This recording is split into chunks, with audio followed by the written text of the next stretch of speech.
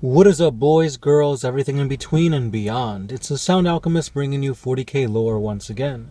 This time, we will be doing yet another viewer request.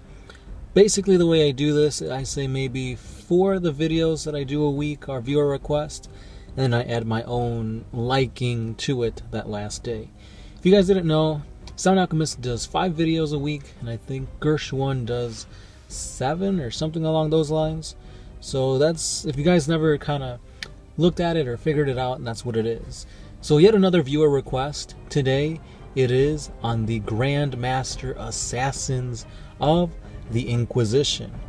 Now these guys are pretty badass. They're supposed to be the elite of the elite. Each one is specifically honed on their craft. So you got basically a sniper, a psychic assassin, a stealthy ninja girl, and I don't even know what to call the other one. He's like a weird guy. Basically, it's the Eversur, the Calexus, the Calidus, and the Vindicare Assassins. These guys are pretty badass in their own right. Each one will probably get a 40 facts as we go into their own individual traits and abilities. But today, we're focusing on their weapons. They've got some pretty original weapons, pretty devastating weapons to put that at that. And it's crazy, man. Like, just the things these guys can do, it's nasty. So before we get into their weaponry, let's dive a little bit more into the actual Officio Assassinorum overview, and then we'll get to the weapons. So the Officio Assassinorum has a head, aka a Grandmaster of Assassins. And due to the power of his organization, and by tradition, he is always a member of the Senatorum Imperialis. So the Grandmaster oversees this organization, and he may only deploy assassins with the authority of the Senatorum, requiring a 2/3 majority vote of the High Lords to utilize a single assassin. So the agency is really secretive, almost as much as the Inquisition is itself. And it's not surprising to see 2 organizations work closely with one another, that being the Senatorum Imperialis and the Inquisition. So the location of the Officio's headquarters is in Terra, and that is kept a secret. The Masters of Assassin is never seen by the Adeptus Terra, although he is rumored to have access to the Emperor. Typically, the Grand Master's loyalty to the Emperor is beyond a doubt, as he holds power that could easily topple the Imperium itself. So under empirical and mechanical lore, the improper activation of a member of the Officio Assassinorum is considered treason to the highest of orders. So basically, this guy decides who he wants to send out, but he's got to be very careful, because if he ever wants to achieve power for himself, he himself could be called a traitor and be excommunicated, and basically have the whole Imperium upon him. So, that being said, if you are this man, you're pretty much the whole Imperium. You've got everything at your disposal. So it'd be kind of stupid if you decided to take things into your own hand, so to speak. Anyway, guys, let's dive a little bit more into the weaponry of the Eversur, the Vindicare, the Calidus, and the Calexus assassins. Let's begin with the Spy Mask. So the Spy Mask is a type of equipment used by the Vindicare assassin. Spy Mask interfaces directly with the cerebellum of its wearer via neural jacks. After integration, the spy makes sensors and augurs upload data straight into the assassin's mind. This data includes trajectories, atmospheric conditions, thermal imaging, and psychic disturbances. Ethereum. The Ethereum is a highly advanced form of Aegis armor, built into the skin of the Calexus assassin. Thus, combined with the assassin's innate pariah abilities, it means that psychic attacks simply pass right through him. The Death Card. Death cards are a type of psychological weapon utilized by some Calidus assassins. Upon killing their target, these assassins will sometimes leave a death card on the corpse, oftentimes between their dead fingers or gritted teeth. When touched by living flesh, this card flickers to life and emits a hologram that shows the victim's face at the moment of death, complete with their agonized screams. The Sin Skin. Sin Skin is a specialized form of bodysuit used by the Imperium, most notably by the agents of the Officio Assassinorum. Once sprayed onto the body, it forms a black outer skin which protects the wearer from the environment and enhances strength. It is bioreactive and molds itself to the wearer's form. It is also non-reflective and reduces the wearer's infrared profile, facilitating infiltration for ease. The Melta Bomb. A Melta Bomb is a type of explosive charge belonging to the Melta design tree. Typical examples have dimensions analogous to that of a grenade, but it can be larger. When activated, they explode with intense thermal energy, melting away the target. Like all Melta weapons, Melta bombs are especially useful for attacking vehicles, buildings, and other highly armored targets.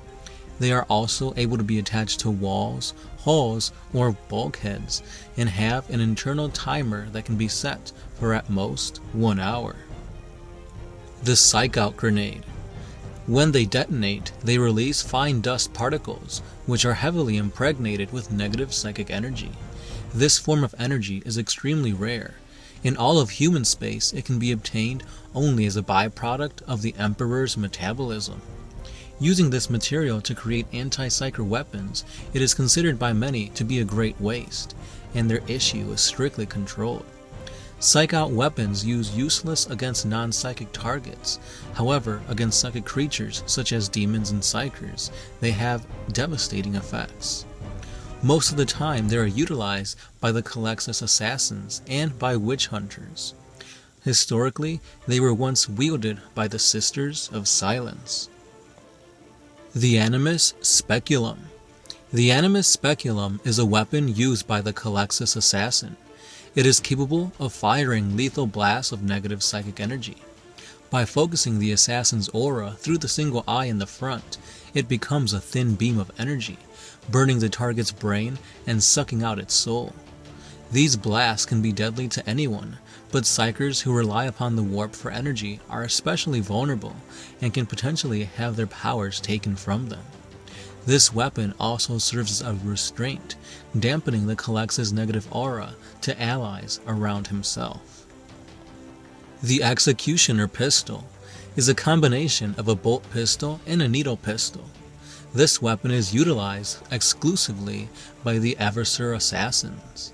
This weapon can change modes of fire at a twitch of a finger, firing a hypertoxin dart 1 second and a mass reactive shell the next. Many in Eversur's victims are hit with both, and usually don't live to tell about it. The Exodus Pistol. This pistol is an Imperial pistol and a signature weapon of the Vindicare Temple Assassin. Like its cousin, the Exodus Rifle, it is a masterpiece of Adeptus Mechanicus engineering, and usually it is custom built for the requirements of the individual assassin. This pistol is largely a backup weapon, but it is sometimes used in rare circumstances if the assassin is discovered. Like its counterpart, the Exodus pistol is capable of firing a variety of specialized ammunition, such as shield breaker rounds, which overload the personal force fields of the target, turbo penetrator rounds, which use a 2-stage charge to punch through thick armor, and the Hellfire rounds, which contain a virulent bioacidic toxin that can reduce its target to ash. And since we're on the Exodus pistol, let's move on to the Exodus rifle. So the Exodus rifle is an advanced Imperial sniper rifle and the signature weapon of the Vindicare assassin. An example of the finest Imperial weaponsmithing, it is handcrafted by Magos artisans of the Adeptus Mechanicus. Each rifle and pistol is customized to the specifications of their assassin, and it is capable of firing over tremendous distances thanks to the advanced telescopic sight. Utilizing specialized ammunition, as stated before, it is constructed from heavy gravity alloys. This Exodus rifle is capable of penetrating nearly all forms of known armor and can even pierce armored vehicles of the thickest type. And now we have one of the weirdest weapons, known simply as the Neural Shredder. So the Neural Shredder is a barely understood piece of technology that is employed by both the Eldar and the Imperium. As a weapon, it does not damage its target in the conventional sense, nor can it be targeted at a specific enemy. Instead, it projects a wave of electromagnetic energy in the direction of fire. This wave is the same frequency of that of the central nervous system, and usually it overloads the brain and nerve receptors, resulting in a catastrophic effect on the creatures within that area of effect. Symptoms include seizures, convulsions, which will lead to unconsciousness or sometimes even death. As a consequence of its rather specific design, the Neural Shredder is obviously useless against unliving material, such as equipment and vehicles. The Poison Blades. Poison blades are needle-like poison weapons used by the Calidus Assassin. A Calidus Assassin frequently has to operate with little or no weaponry while on missions. However, they are never totally unarmed and will always manage to secrete several poison blades about their person. The Calidus Assassin can drive these through weak points in armor or hit vital spots such as the eyes of a target. And now onto one of my favorites, the Phase Sword. Phase Swords are the signature weapon of the Calidus Assassin. These deadly blades utilize ancient Necron tech and are a closely guarded secret. Phase swords shimmer in and out of reality, allowing it to plunge clean through armor, flesh, and bone, as if nothing was in its way. The phase swords have a special link to the ancient beings known as the Catan. Some reports tell how a Calidus assassin tried to assassinate a heretical imperial governor who later turned out to be the Deceiver. The phase blade was then absorbed back into the Catan as she was being flayed alive. The assassin obviously did not make it. And lastly, we have the Neural Gauntlet. The Neural Gauntlet is a weapon utilized by the Officio Assassin. It is a potent killing machine consisting of a hyperalloy glove with a built-in neurotoxin injector. When inserted, the injectors pump lethal toxins into the enemy. Usually they die in horrific pain. In the time between injection and death, the enemy is nearly incapacitated. While still potent against demons, the poisons are much less effective, usually better used against living human foes. And with that, we are at the end of another 40 Facts video. Let me know what you guys think of this weird and interesting weaponry of the Officio Assassinorum assassins. These guys really use weird stuff. For example, that friggin' poison blades, Catan blades. They've got like psychic nullifying abilities and whatnot. Really weird stuff. Because when I first thought of these assassins, I thought for the most part they used like silenced guns, silenced sniper rifles, you know, like assassin blades, throwing knives, that kind of thing. And after doing some research, it's like pretty much the opposite. It's all flashy stuff, but they are so highly trained they can make it not seem flashy, which is pretty cool. If you guys read the story about Mugulath Bay, these assassins were actually employed to take out the key strategists or warriors of the Tau Empire. We actually covered that, so head on over to our 40 Facts and check out the 40 Facts on Mugulath Bay. Really awesome lore there. But anyway guys, if you guys want lore on each individual assassin, that being the Eversur, the Calexis, the Calidus, and the Vindicare assassin, let us know in the comments below and we'll get to that. Anyway, that's all the time I have.